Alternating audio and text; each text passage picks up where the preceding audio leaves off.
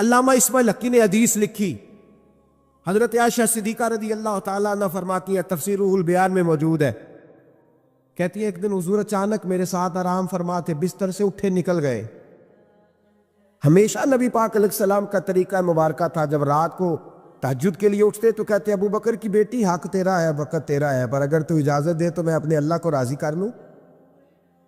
آج حضور نے پوچھا ہی نہیں، بستر سے اٹھے چلے گئے۔ کہتے میں اٹھی، میں نے دائیں بائیں دیکھا، محبوب نظر نہ آئے۔ حضور کی تامد استعمال شدہ پڑی تھی، وہ تامد میں نے اٹھا کے اوڑھ لی اور میں نکل گئی حضور کو تلاش کرنے۔ کہتی ہیں جب میں باہر گئی مسجد نبی شریف کے ساتھ جنت البقیع کی جانب، نبی پاک سجدے میں تھے۔ کہتی ہیں میں گئی، تھوڑی دیر کھڑی ہوئی، حضور نے آہٹ سنی تو پوچھا تو کون ہے؟ میں نے کہا میں عائشہ ہوں۔ تو محبوب نے فرمایا یہ عائشہ کون ہے؟ میں نے کہا یا رسول اللہ میں آپ کی زوجہ۔ فرمایا زوجہ کیا ہوتی ہے؟ یا رسول اللہ میں ابو بکر کی بیٹی۔ تو نبی پاک نے فرمایا یہ ابو بکر کون ہے؟ حضرت عائشہ کہتی ہے میرا کلیجہ پھٹنے کو آیا، میں وہاں سے پریشان حال واپس آئی۔ جب میں گئی تھی تب بھی ہلکی ہلکی بارش تھی، واپس لوٹی تو پھر بھی ہلکے ہلکے قطرے بارش کے گر رہے تھے۔ میں آ کے ہامتی کامتی بیٹھ گئی، تھوڑی دیر گزری تو نبی پاک تشریف لے آئے۔ تو حضور صلی اللہ تعالیٰ علیہ وسلم نے مجھے پریشان دیکھا تو کہا عائشہ کیا ہوا؟ کہا حضور آج وہ ہوا ہے جو کبھی نہیں ہوا۔ یا رسول اللہ میں پریشان ہو گئی ہوں۔ حضور عجیب بات ہے، میں گئی ہوں، آپ نے پوچھا کون ہے تو میں نے کہا میں عائشہ۔ کا عائشہ کون؟ آپ کی زوجہ۔ فرمایا زوجہ کون؟ ابو بکر کی بیٹی۔ کا ابو بکر کون؟ اور پھر حضور میں گئی ہوں تو میرے کپڑے بھیگ گئے، آپ آئے تو کپڑے خشک ہیں، سمجھ نہیں آئی۔ تو لفظ سنو حدیث کے، نبی پاک نے فرمایا عائشہ لی مع اللہ وقت، میرا اپنے اللہ کے ساتھ ایک وقت ہوتا ہے۔ آج میرا دوستوں کے ساتھ وقت ہے، آج میرا گھومنے کا وقت ہے، آج میرا خوش گپیوں کا وقت ہے، آج میرا سیاحت کا وقت ہے، آج میرا پکنک کا وقت ہے۔ میرے نبی پاک نے فرمایا لی مع اللہ وقت، عائشہ میرا اپنے اللہ کے ساتھ، میرا اپنے اللہ کے ساتھ ایک وقت ہوتا ہے۔ اس وقت نہ وہاں کوئی فرشتہ آ سکتا ہے، نہ کوئی نبی اور مرسل آ سکتا ہے۔ جب فرشتہ اور نبی نہیں آ سکتے تو عائشہ اور ابو بکر کیسے آ سکتے ہیں؟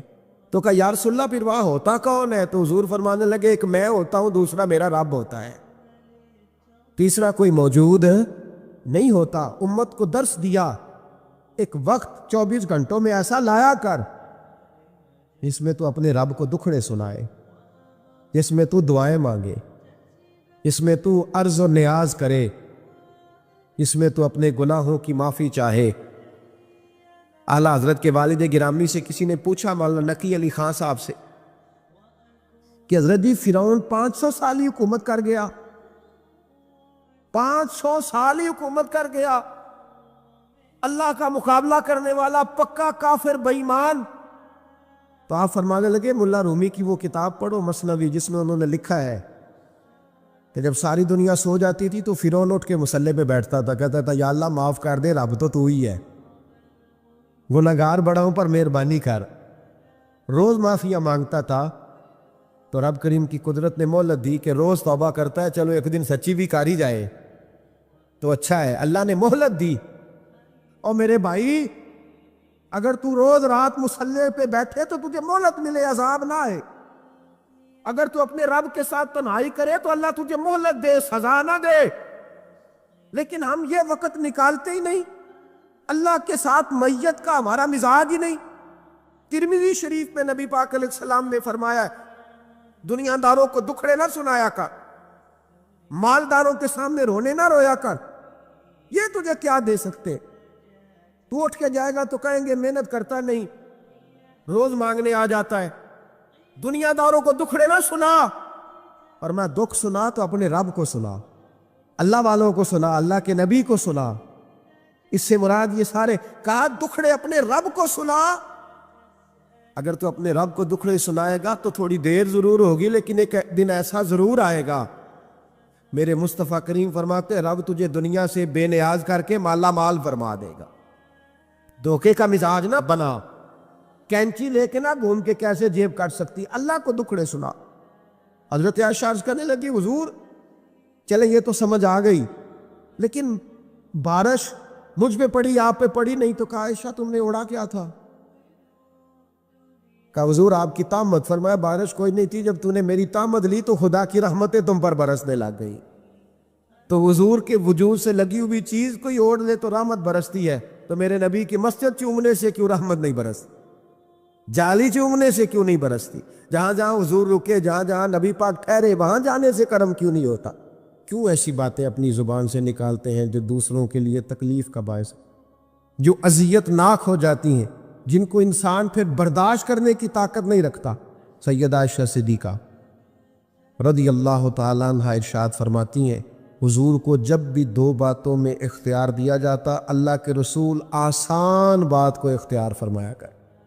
حضور لوگوں کو تکلیف دینا پسند، کبھی ایسا نہیں ہوا کہ کوئی مشکل حکم نبی کریم صلی اللہ تعالیٰ علیہ وسلم نے دیا ہو، آسانیاں پیدا کریں لوگوں کے۔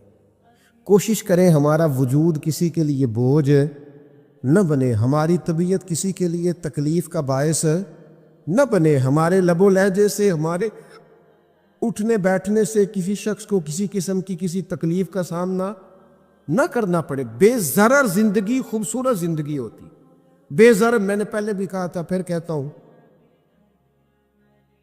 کچھ داماد صاحب ایسے ہوتے ہیں کہ جو آ جائے نا گھر میں تو سسرال والوں کو مصیبت بنی ہوتی ہے، وہ کہتے ہیں چودھری صاحب آ گئے، بڑی تکلیف کا باعث ہوتا ہے وہ، اور وہ سارا کھانا پینا بھی کھاتا ہے، آرام بھی کرتا ہے، اور جاتی دفعہ اپنی بیوی سے کہتا ہے تیرے پیکے میری عزت نہیں کرتے، وہ اذیت دیتے ہیں، تکلیف دیتے ہیں۔ کچھ لوگ ایسے بے ضرر ہوتے ہیں، وہ کہیں چلے جائیں آ جائیں، اسی کسی دے کچھ بھی نہ لگ دے، نہ کوئی زیادہ درد، بے ضرر، جہاں بیٹھے ہیں وہاں بیٹھ گئے۔ ایک دوست تھے بڑے پیار والے اور بڑے سیانے آدمی ہیں، لیکن سیانے بندوں کو بھی کئی دفعہ باتیں کرنے والے وہ دور لے جاتے ہیں۔ تو ان کی سسٹر ان لا کی شادی تھی، 3 کاریں تھیں، باقی 3 بہنوئی بٹھا دیے انہوں نے اپنے داماد، اس کو کہا ٹیوٹے میں بیٹھ جائے۔ ٹیوٹے میں بیٹھے تھے تو ایک صاحب نے کیا، لو جی تے جوائی پائی بھی ٹیوٹے جی نہیں، وہ چھلانگ لگا کے نیچے آ گیا، اپنی بیوی کو لیا، کہنے لگا اسی جانا ہی نہیں، ساڈی عزت ہی نہیں کرتے۔ دسو ٹیوٹا سواری نہیں تو انسان بیٹھتا نہیں، لیکن دیہاتی لوگ ہیں نا، اب وہ سارے گھر میں مصیبت بنی ہوئی ہے، اس کی بیوی رو رہی ہے، اس کی ماں رو رہی ہے، بڑی عجیب و غریب کیفیت۔ اس کے سوزر صاحب نے مجھے فون کیا کہ یہ آپ کی بڑی بات مانتا ہے، ذرا فون کرے، تو میں نے اسے فون کیا، میں کہ تو صرف نہ 3 منٹ بھول جا، تینوں کسے کوئی گل کی تھی، تو سوچ بھلا تو نے یہ فساد کس لیے ڈالا ہوا ہے؟ عزت مانگ کے لی جاتی ہے، چھین کے لی جاتی ہے، احتجاج کر کے لیجیے، طریقہ عزت لینے کا جو تم نے اختیار کیا۔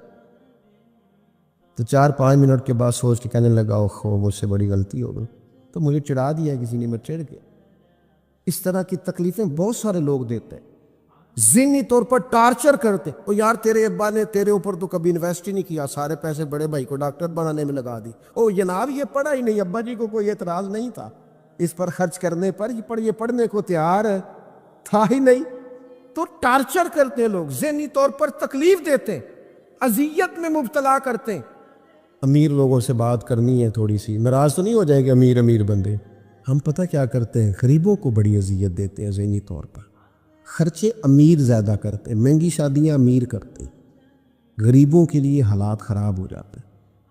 نبی رحمت صلی اللہ تعالیٰ علیہ وآلہ وسلم نے نا ولیمے پر ضرور جانے کا کہا ہے، اور ولیمہ ضرور کرنے کا کہا ہے، اور حضور نے پتہ کیا فرمایا، فرمایا وہ بدترین ولیمہ ہے جس میں اسے بلایا جائے جو آنا نہیں چاہتا، اور اسے نہ بلایا جائے جو آنا چاہتا ہے۔ یعنی جو غریب آدمی، سادہ آدمی دعوت قبول کرے گا اسے دعوت نہیں دی جاتی، لیکن کسی بڑے آدمی کے پاس وقت لے کے کارڈ لے کے پہنچتے، جناب 10 منٹ کے لیے آ جائے، یہ بدترین۔ اور ایک اور حدیث میں فرمایا حضور نے کہ وہ بدترین دعوت ہے، اس میں صرف امیروں کو بلایا جائے اور غریبوں کو۔ ہمارے ایک دوست ہیں میرج ہال والے، تو مجھے کہنے لگے کہ کھانا جب ہم دیتے ہیں نا ہال میں، تو اگر بارات کسی دیہات سے آنے والی ہو نا، گاؤں کے لوگ ہو، تو ہم کھانا تھوڑا زیادہ رکھتے ہیں، لیکن اگر شہر کے امیر لوگ ہوں تو کھانا تھوڑا رکھتے ہیں، اس لیے کہ امیروں کی تو پرہیز ہی بہت زیادہ ہے، انہوں نے تو بڑے حساب کتاب سے کھانا ہے۔ تو غریب آدمی بیچارہ، اب غریب کو طلب ہوتی ہے، اسے روز گوشت نہیں ملتا، لیکن اس کے لیے ہم گنجائش دینے کو تیار نہیں ہیں۔ وہ بڑی خوبصورت مثال ہمارے استاد صاحب ہمیں سنایا کرتے تھے، کہتے تھے کہ غریب آدمی تھا، امیر دوست کی شادی میں چلا گیا، اور چلا اس طرح گیا کہ وہ نا ورکشاپ پہ کام کرتا تھا، تو وہیں سے فارغ ہوا تو اسی طرح کپڑے اس کے میلے کچیلے تھے، اس پہ گرد لگی ہوئی تھی، اب گھر جاتا تو دیر ہو جانی تھی، تو وہ بھاگ کے شادی میں چلا گیا، تو جو باہر کھڑا تھا نا آدمی، اسے اندر ہی نہیں داخل ہونے دیا۔ اس نے کہا جناب آپ کدھر آ گئے ہیں، تو بڑے امیر رئیس اعظم کی شادی ہے۔ اس نے بڑی منت کی، بالآخر وہ رو پڑا، یار تیری مہربانی، میرا قریبی دوست ہے، مجھے دا۔ اس نے کہا جناب آپ جا ہی نہیں سکتی، حالت تو دیکھیں اپنی۔ اب وہ دوڑا گیا گھر، تیزی سے کپڑے بدل کے واپس آیا، شادی بالکل اینڈ پہ ہو چکی تھی۔ اب جب وہ سوٹ بوٹ اور وہ مایا شایا اور وہ جناب اس کا لباس بڑا حسین، تب اس کے لیے خود سے دروازہ کھولا گیا، وہ اندر گیا تو ساتھ رو رہا ہے، اور ساتھ وہ ڈونگا لے کے نا سالن والا برتن، تو اس میں کبھی اپنا کرتا ڈالتا ہے، کبھی اپنا بازو ڈالتا ہے کرتے کا۔ لوگوں نے کہا یہ کیا کر رہے ہو؟ کہنے لگا یہ میری تو دعوت نہیں، یہ تو کپڑوں کی دعوت ہے، اگر میری دعوت ہوتی تو میں تو پہلے بھی آیا تھا، اسی شکل و صورت کے ساتھ آیا، لیکن مجھے اندر گھسنے نہیں دیا، میری غربت نے کیا مجھ کو زمانے میں بدنام، تیری دولت نے تیرے عیب چھپا رکھے، تو یہ تو ان کپڑوں کی دعوت ہے، میرے کپڑے بہترین پہنے ہیں تو مجھے گھسنے دیا ہے، لہذا کپڑے ہی روٹی کھائیں گے، میں روٹی اذیت دی جاتی ہے، تکلیف دی جاتی، آزمائش میں مبتلا کیا جاتا ہے، ایسے ایسے کھانوں کے نام لیے جاتے ہیں جو غریبوں کے ہاں پکتے نہیں، انہیں کہا جاتا ہے فلاں پکانا آتا ہے، تو میں کئی دفعہ کہہ چکا ہوں، پھر کہتا ہوں، جب پیسے آتے ہیں تو عقل بھی آئی جاتی ہے، جب انسان کے گھر گاڑیاں آ جائے تو چلانے کا طریقہ بھی آ ہی جاتا ہے، جب اس کے پاس مہنگا موبائل آ جائے تو اسے چلانے کا سلیقہ بھی آ ہی جاتا ہے، جدے کار دانے ہو دے کملے بھی سیانے، اذیت نہ دے، تکلیف نہ دے، کبھی کسی شخص کا مذاق نہ اڑائیں، کبھی کسی کا کوئی عیب نہ گنوائیں، کبھی کسی کو اس کے خاندان کی وجہ سے تانا نہ دے، کبھی کسی شخص کو اس کے رنگ کی وجہ سے تکلیف نہ دے، کبھی کسی کی زبان کی لکنت کی وجہ سے اسے پریشان نہ کرے، کبھی کسی شخص کے قبیلے کے باعث اسے آر نہ دلائیں، کبھی تکلیف نہ دیں۔ ایک صحابی نے جب حضرت بلال حبشی سے کہا تھا نا، وہ حبشن کے بیٹے، تو نبی کریم نے فرمایا تمہارے اندر سے ابھی جاہلیت کی باتیں نہیں گئی، حبشن کا بیٹا کہتے ہو؟ کوئی عربی، کوئی اجمی، کوئی گورا، کوئی کالا، کسی کو کوئی فضیلت نہیں، الا بالتقوی، ان اکرمکم عند اللہ اتقاکم، اللہ کے نزدیک اس کی عزت ہے جو زیادہ پرہیزگار ہے۔ بھائیو، ذہنی طور پر لوگوں کو ٹارچر کرنا چھوڑ دیں، تکلیف دینی چھوڑ دیں، آزمائش میں ڈالنا چھوڑ دیں، پریشان کرنا چھوڑ دیں۔ ہم اس طرح کا رویہ کرتے ہیں بعض اوقات کہ جو انتہائی خوفناک ہوتا ہے، کربناک ہوتا ہے، دردناک ہوتا ہے۔ لوگ اپنی زبان سے کچھ کہہ تو نہیں پاتے، کمزور ہوتے ہیں، لیکن اللہ کے حضور جا کے روتے ہیں۔ اس وقت سے ڈریے جب کوئی ہماری شکایت رب کی بارگاہ میں لگائے، جب کوئی کچھ بگاڑ تو نہ سکے پر اللہ رسول کے حضور جا کے کہے کہ اس نے بڑا ستایا ہے، تکلیف دی ہے، اس اذیت سے لوگوں کو بچائیں۔ لوگ جب کسی غریب آدمی کو کچھ دینے کے بعد احسان جتلا رہے ہوتے ہیں اور اس پر اپنی نیکیاں گنوا رہے ہوتے ہیں،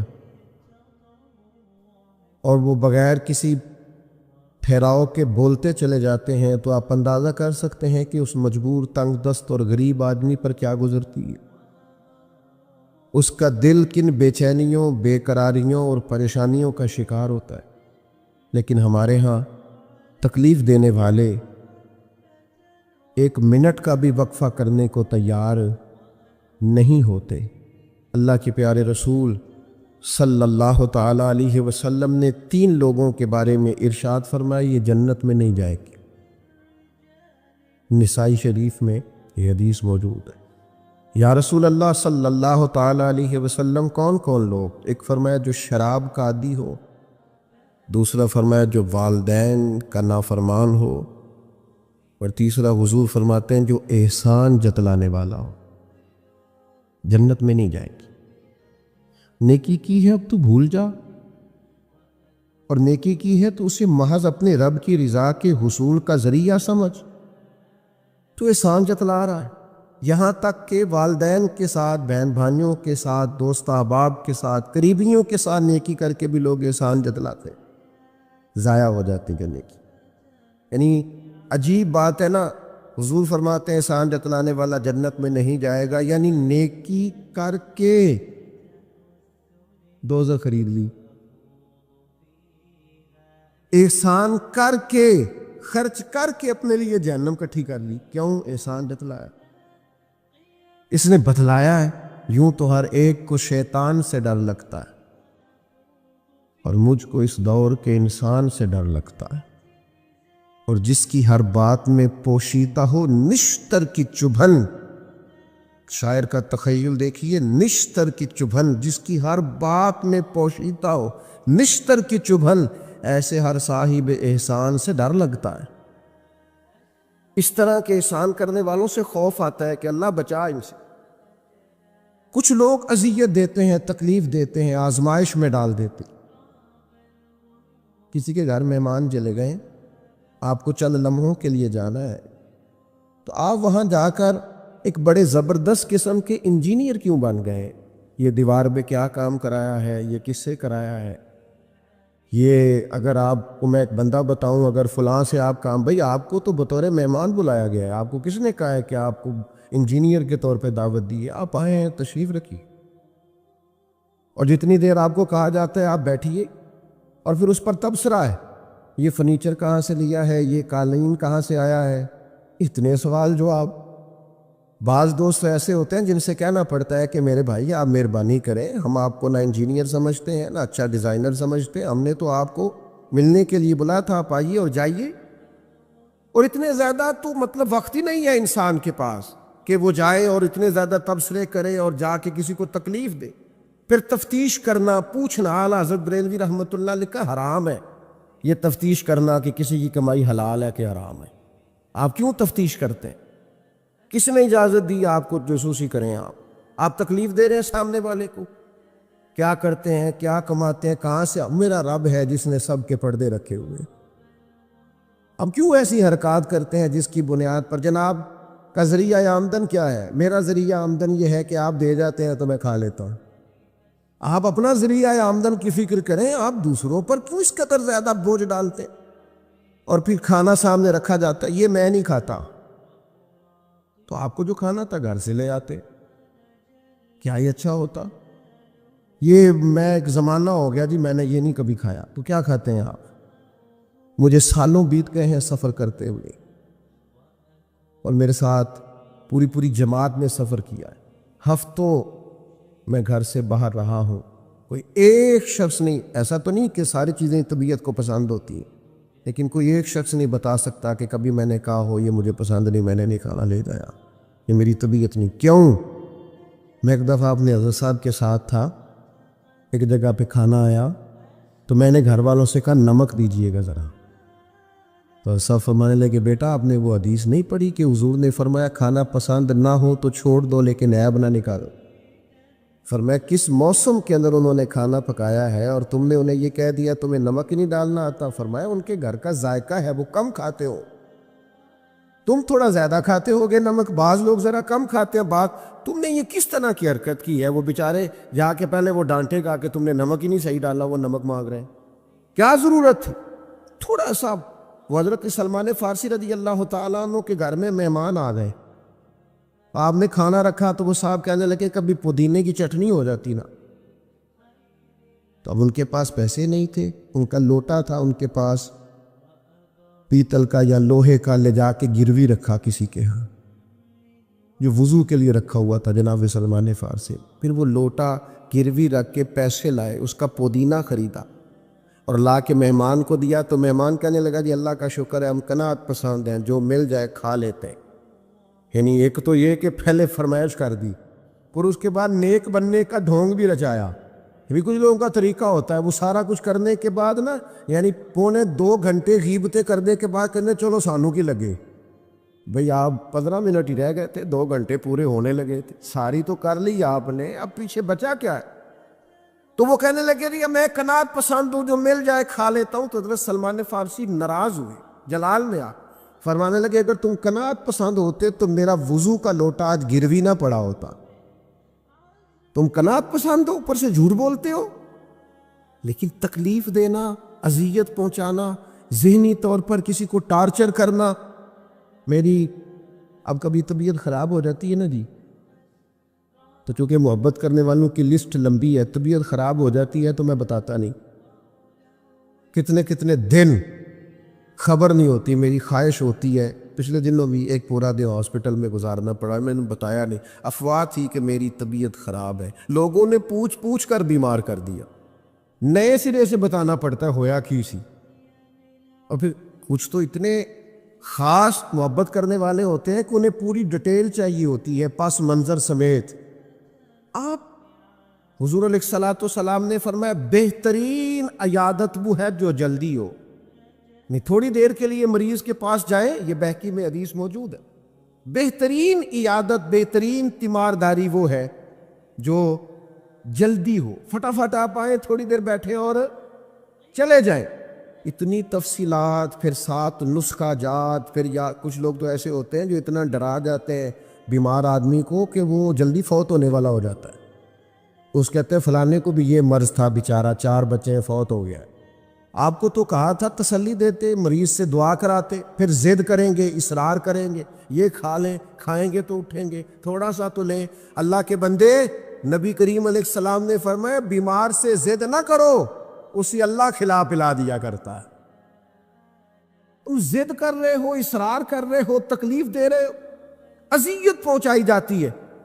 بڑے درویش آدمی تھے حضرت سری سختی، کبھی کسی سے سخت جملہ نہیں کہا۔ آپ بیمار تھے، ایک صاحب تیمارداری کرنے آ گئے، آپ کا خیال تھا کہ وہ ہو گئی تیمارداری، وہ جائیں۔ کئی لوگ ان کے بعد آئے چلے گئے، لیکن بیٹھے ہوئے ہیں، جا ہی نہیں رہے۔ تو حضرت سری سختی رحمۃ اللہ تعالیٰ علیہ، اب بعض دفعہ مروت ایسی ہوتی ہے کہ بندہ اپنی زبان سے معزز آدمی کہہ نہیں پاتا، لیکن وہ چونکہ تکلیف میں تھے، سردی کا موسم تھا تو دروازہ کھلا رہ گیا، تو وہ صاحب کہنے لگے حضور دروازہ بند کر دوں، ٹھنڈ آ رہی ہے۔ تو فرمانے لگے کر دیجئے، لیکن اگر کبھی باہر سے کر دینا تو ذرا زیادہ بہتر ہو جائے۔ معنی یہ تھا کہ آپ تشریف لے جائیں، چلے جائیں نہیں کہتے بزرگ۔ آپ کچھ لوگ ایسے ہوتے ہیں، انہیں رخصت بھی ذرا اعزاز کے ساتھ کرنا پڑتا ہے۔ آپ تشریف لے جائیں اور دروازہ باہر سے بند کر دیں تاکہ ہوا بھی نہ آئے اور آپ جیسا کوئی پکا مہمان دوبارہ بھی نہ آئے۔ تشریف لے جائیں، تکلیف نہیں دیں، اذیت نہ دیں کسی شخص کو کسی بھی طرح سے پریشان۔ ایک ہمارے ہاں اور بڑا مسئلہ ہے، میں تو مذاق کر رہا تھا، مذاق کیا ہوتا ہے؟ مذاق تو جاہلوں کا کام ہے۔ یہ موسیٰ علیہ السلام کی قوم نے کہا کہ ایک شخص کا انتقال ہو گیا ہے تو ہمیں بتایا جائے کس نے قتل کیا ہے۔ تو جناب موسیٰ علیہ السلام نے فرمایا گائے ذبح کرو۔ تو ان لوگوں نے کہا آپ ہم سے مذاق کرتے ہیں، اتتخذونہ ہزوا، آپ ہم سے مذاق کرتے ہیں؟ تو فرمایا اعوذ باللہ ان اکون من الجاہلین، میں اللہ کی پناہ چاہتا ہوں کہ میں جاہلوں میں سے ہو جاؤں۔ مذاق کرنے کو جناب موسیٰ نے، قرآن مجید کا پہلا پارہ کہتا ہے جاہلوں کا کام کہا ہے۔ مذاق ٹھیک ہے، دل لگی ٹھیک ہے، یعنی آپ خوش طبی کریں۔ مذاق تو کسی کے عیب کا ہوتا ہے، تیری آنکھ کس طرح کی ہے، تیری ناک چپٹی ہے، یہ مذاق ہوتا ہے۔ کسی کے رنگ کو لے کر، کسی کے قد کو لے کر، کسی کی توتلی زبان کو لے کر، یہ جاہلوں کی علامت۔ آپ دل لگی کریں، حضور بھی دل لگی فرماتے، مسکراتے دل لگی کریں، اس میں کسی کو تکلیف نہیں ہوتی، کسی کا عیب نہیں اچھلتا، کوئی بات ایسی خوشی کی آپ اس پہ خوش ہو جائیں۔ لیکن آپ یہ جو رویے ہمارے ہاں پائے جاتے ہیں یہ مذاق ہے، اور مذاق شریعت میں جاہلوں کی علامت ہے۔ حضور فرماتے ہیں قیامت والے دن وہ لوگ جو لوگوں کا مذاق اڑاتے تھے، تکلیف دیتے تھے، قیامت والے دن ان کے ساتھ یہ معاملہ ہوگا کہ جنت کا دروازہ ان کے لیے کھولا جائے گا، پھر بند کر دیا جائے گا، پھر کھولا جائے گا، پھر بند کر دیا جائے گا، پھر کھولا جائے گا اور پھر دوبارہ۔ تو وہ کہیں گے یہ کیا ہو رہا ہے؟ تو انہیں کہا جائے گا تمہارے اس مذاق کی تمہیں سزا دی جا رہی ہے جو دنیا میں تم اللہ کے بندوں کے ساتھ کرتے تھے۔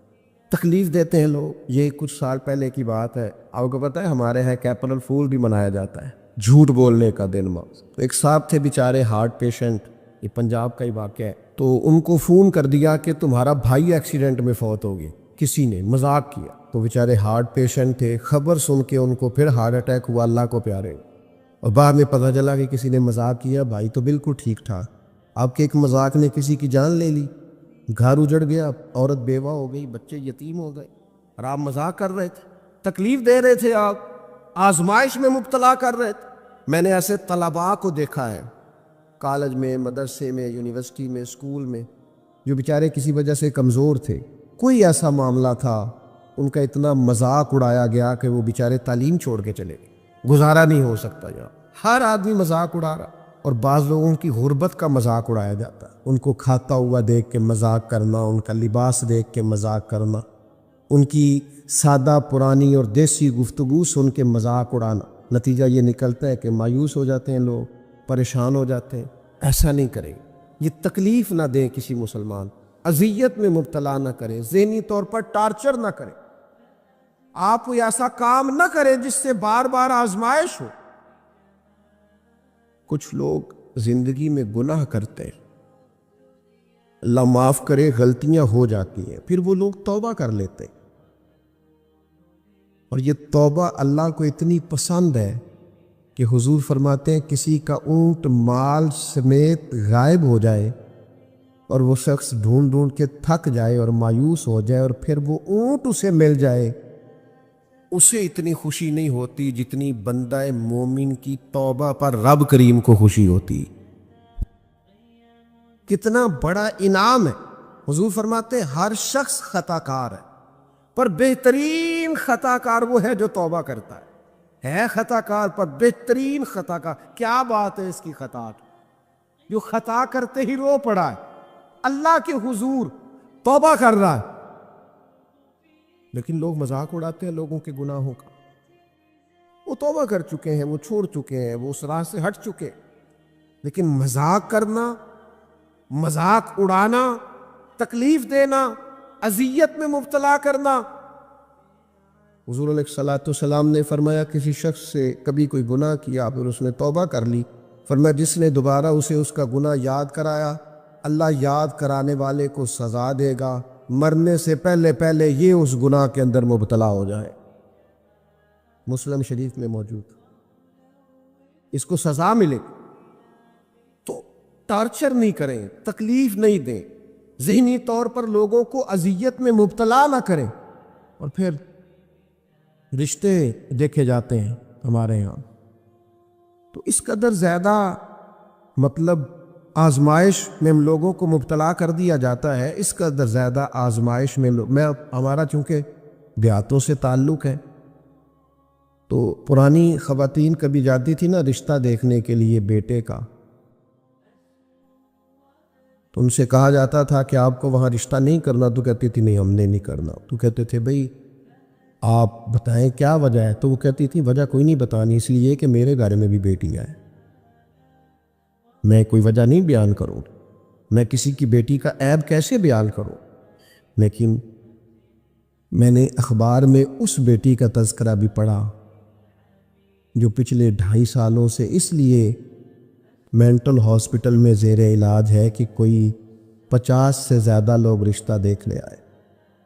کسی نے کہا ذرا چل کے دکھاؤ, تو کسی نے کہا ذرا بول کے دکھاؤ, تو کسی نے کہا کہ اگر قد 2 انچ بڑا ہوتا.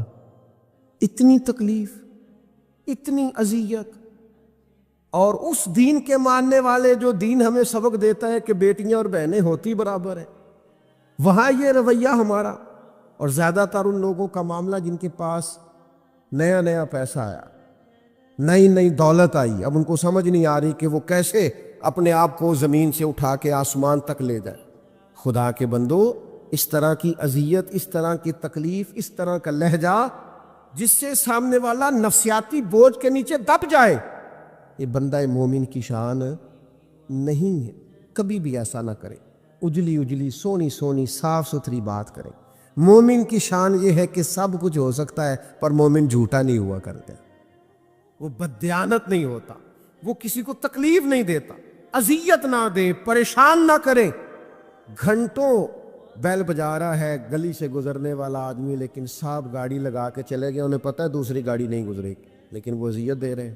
ایک چور اوپر سے سینہ زور، اگر وہ باہر نکلے ہیں کہ آپ کو جانا ہے اور سامنے گاڑی لگی ہوئی ہے تو وہ نکل کے کہتے ہیں کوئی آگ بجھانی ہے آپ نے، جا کے فائر بریگیڈ کی گاڑی پہ بیٹھے ہیں۔ نہیں جناب، آگ نہیں بجھانی، لہذا آپ آرام کریں، لگی رہنے دے گاڑی۔ پتہ ہے آپ کو نبی پاک علیہ السلام نے رستے بند کرنے سے منع فرمایا، رستوں کے نشان مٹانے والوں پر لعنت فرمائی۔ جہاں جہاں لکھا ہوتا ہے نا لاہور اتنے کلومیٹر دور ہے، وہاں اشتہار لگا جاتے ہیں لوگ۔ آپ کو پتہ ہے یہاں اشتہار لگانا منع ہے، رستوں کے نشان مٹانے والے کو ملعون کا ہے حضور، تکلیف دے رہے اللہ کے بندوں کو، آزمائش میں ڈال رکھا ہے۔ نبی کریم علیہ السلام کے پیارے غلام اور امت کے لیڈر سیدنا عمر فاروق رضی اللہ تعالیٰ مکہ مکرمہ تشریف لے گئے تو پتہ چلا ایک سردار نے روڑے رکھ کے اپنی گلی میں کچھ جگہ اونچی کر لی ہے، لوگوں کو گزرنے میں تکلیف ہوتی ہے، یہ حضرت عمر ہے۔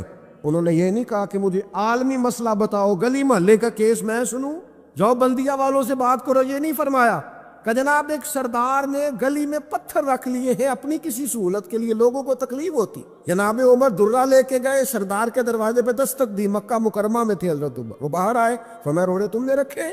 جناب میں نے رکھے۔ فرمایا اٹھانے بھی تمہیں پڑیں گے، نکلو باہر، تم نے اللہ کے بندوں کا رستہ کیوں روک دیا، اٹھاؤ انہیں لے کے چلو۔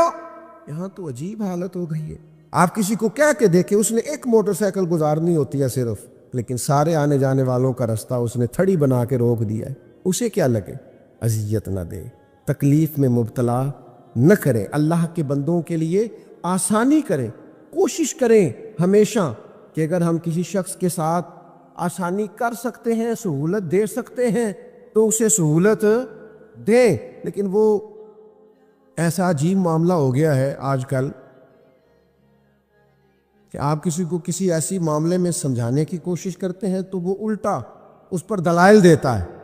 میں نے دیکھا ہے ذہنی تناؤ بڑھ رہا ہے، تفکرات میں انتشار ہے، لوگ پریشان ہیں، عجیب و غریب سا الجھاؤ ہے، تھوڑی دیر کی لڑائی کے لیے، تھوڑی دیر جیتنے کے لیے لوگ ایسی ایسی بات کر دیتے ہیں جو رات کو سونے نہیں دیتی آدمی۔ دیکھو حضور علیہ السلام نے فرمایا پہلوان تو وہ ہے جو غصے کے وقت اپنے آپ کو کنٹرول کرے، اپنے آپ کو کنٹرول کر لے، غصہ چڑھا ہوا تو پہلوان ہے۔